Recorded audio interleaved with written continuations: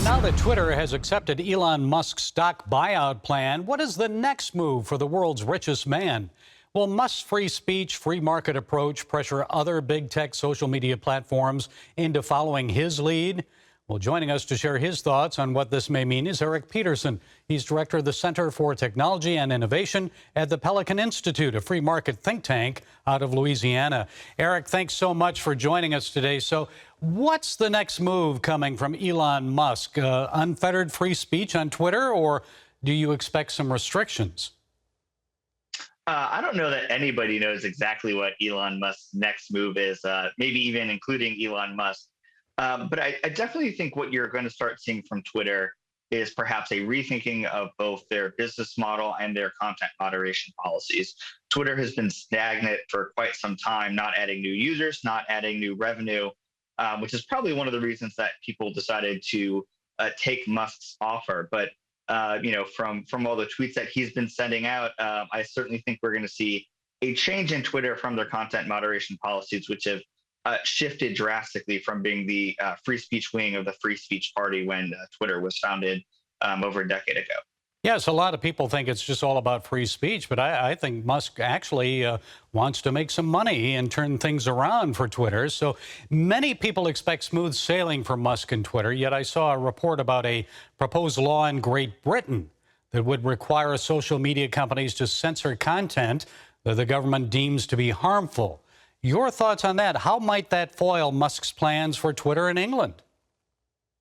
Yeah, I think it's one of the big questions that we have around all these big social media platforms that are operating in lots of different countries, because America is exceptional when it comes to its First Amendment and its free speech principles. The European Union has been making some threats towards Twitter as well, that perhaps they won't allow them if they don't change their content moderation policies. So it's something that Elon Musk is going to have to deal with. And it'll be interesting to see if he knew quite what he got himself into, because when he bought Twitter.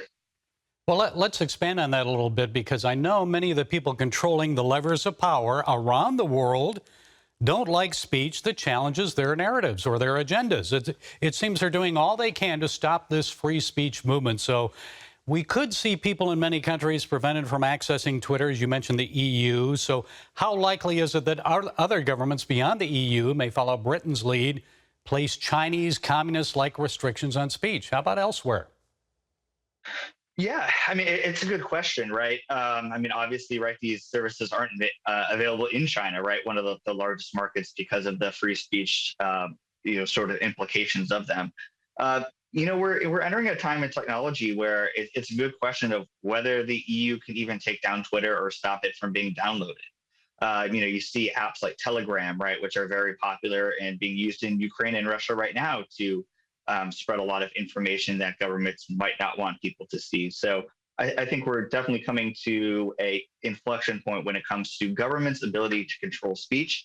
And I think that's one of the reasons that Musk bought Twitter. I think he, believes that government should take a really light touch to any sort of content moderation or free speech restrictions. And I think he's going to continue to fight across the world on those principles. Well, let's get into politics a little bit, because we know the big tech companies have funneled hundreds of thousands of dollars to Democrats in this country in hopes of influencing law and policy. They also restricted news about Hunter Biden's laptop just before the 2020 presidential election. Musk calls that incredibly inappropriate. A media research poll found that I think about 17% of Biden voters said they'd not have voted for him if they had known more about key issues that went unreported or censored. So how might Musk have an impact on the dissemination of information and news coming into the upcoming 2022 midterm and the 2024 general elections?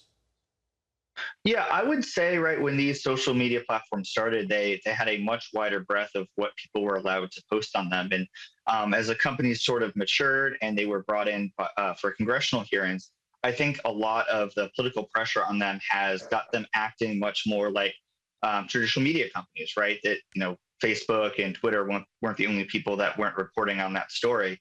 But I think somebody like Musk, who has sort of a heterodox opinion, from even a lot of those people in Silicon Valley, will sort of show an alternative model where perhaps that not all the big tech companies are in line when it comes to what's allowed on their platform and who they support politically or just how their companies run.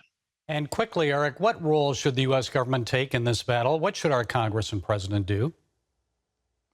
I mean, I think this is a great example of showing that a lot of the ideas that have been thrown around for reining in big tech would have been a big mistake. So many people have been arguing for things like Section 230 reform. And I think had Congress acted on some of those ideas that, Twitter might not become the open place that it is today. What we really need is a marketplace of ideas and a marketplace in competition.